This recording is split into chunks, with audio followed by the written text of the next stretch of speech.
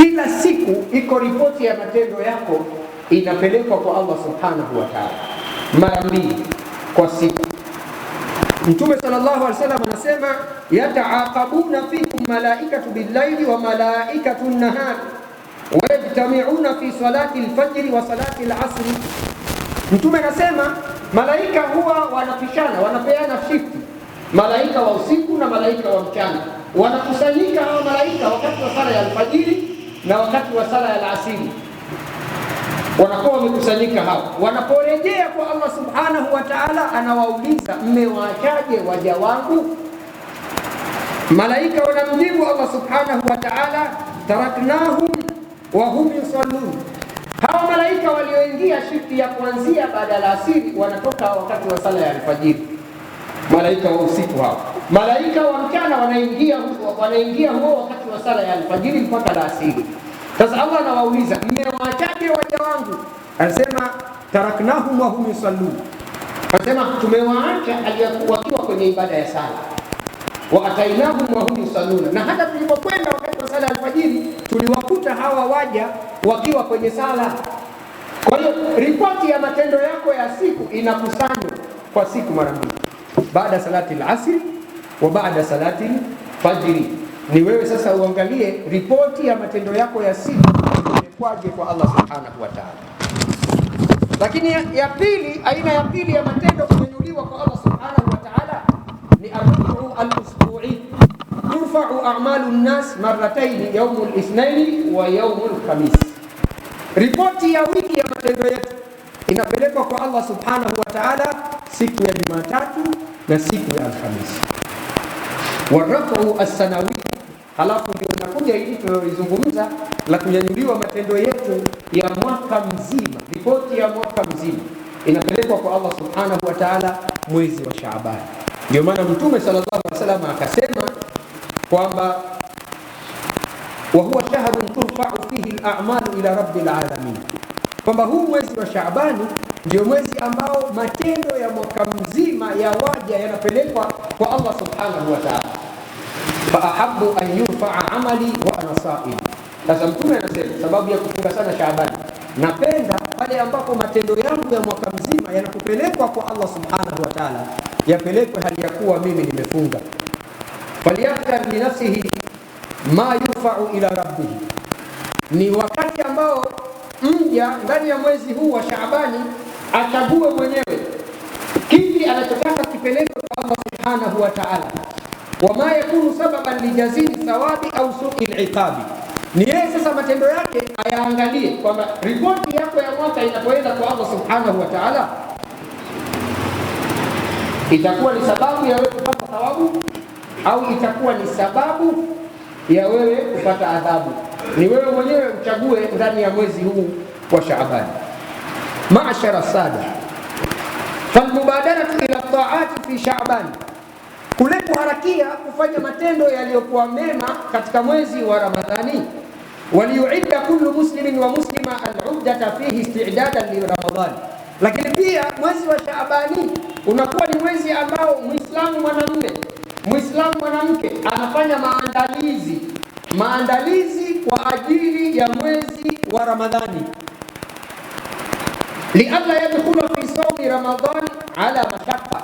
Kwa nini anafunga mwezi wa Ramadhani, anasoma Qur'ani, anafanya kila yaliyokuwa yameamrishwa na Allah subhanahu wa ta'ala katika mwezi wa Shaabani, ili asije kuingia katika mwezi wa Ramadhani kwa shida na tabu, bali yakunu kad tamarrat ala siyami wa atada, kwa sababu tayari huyu Muislamu anaweza kuwa ndani ya mwezi wa Shaabani amefanya mazoezi ya funga, amefanya mazoezi ya ibada, na tayari hiyo funga amekwisha izoea, hali inayompelekea kumrahisishia swala linalohusu ibada ya saumu mwezi wa Ramadhani au ibada ya sala. Utaona mwezi wa Shaabani walio wengi, ukiacha wale wanaosali kabla ya Ramadhani, sala ya dhuhuri ya kwanza ya mwezi wa Ramadhani na sala nyingine zote ikiwemo tarawih yake. Huu msikiti tutasema baadaye utakuwa mdogo, lakini utakuwa mdogo zile siku za mwanzo za Ramadhani. Halafu baada ya wiki moja utaona safu zinapungua.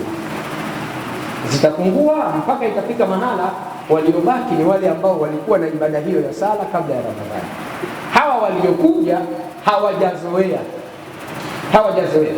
Na wataalamu wa tabia wao wanatuambia, wataalamu wa tabia nasema mtu anaweza kuwa kuadapti tabia, kuasili tabia mpya kama atakuwa tabia jambo hilo amelifanya ndani ya siku 21.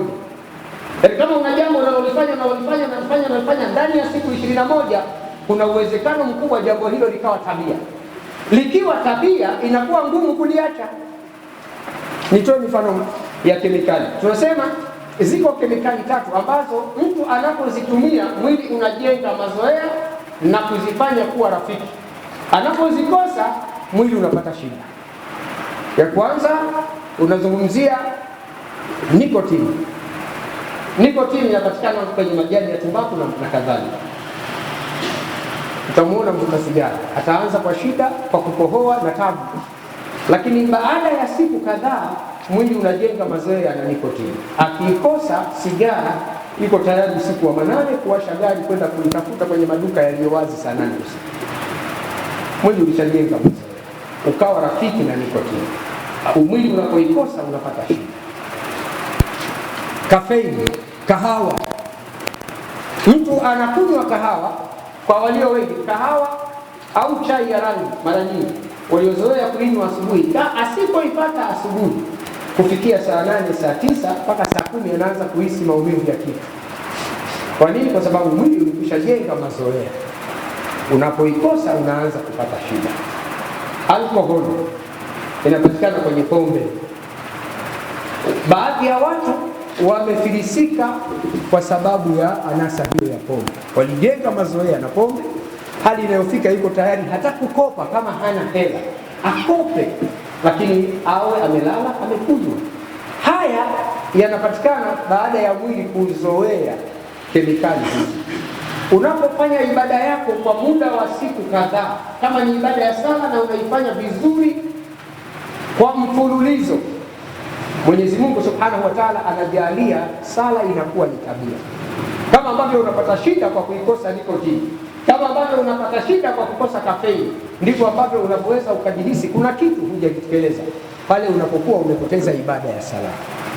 Kwa hiyo mwezi huu wa Shaabani leo tarehe 10 au 11 kwa kulingana na tarehe zetu, maana tuna siku kama 20 au 19 zilizobaki, ni vizuri watu waanze kujenga mazoea ya ibada, kwa maana ya kufanya ibada ya sala na kufanya ibada nyingine ikiwemo kusoma Qur'ani na mengineyo, lakini sambamba na kuacha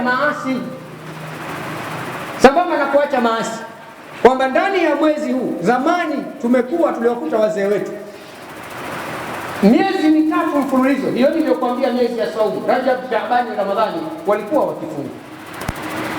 Lakini pia ilikuwa ndio kipindi ambacho haifai kufanya maasi. Sio kwamba kuna kipindi inaruhusiwa kufanya maasi, la, lakini angalau basi inapokuwa imeingia Rajabu watu wanaanza kujiepusha na maasi.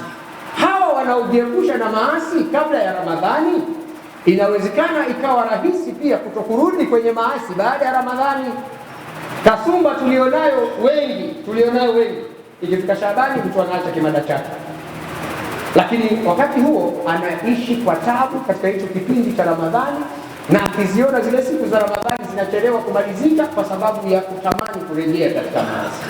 Tutumie Shaabani kama mwezi wa maandalizi na mazoezi kwa ajili ya kumwabudu Allah Subhanahu wa Ta'ala. Aqulu qawli hadha wa astaghfirullah al-azim li wa lakum wa lisa'il muslimina min kulli dhanb fastaghfiruhu yaghfir lakum wad'uuhu yastajib lakum innahu huwal barrul karim.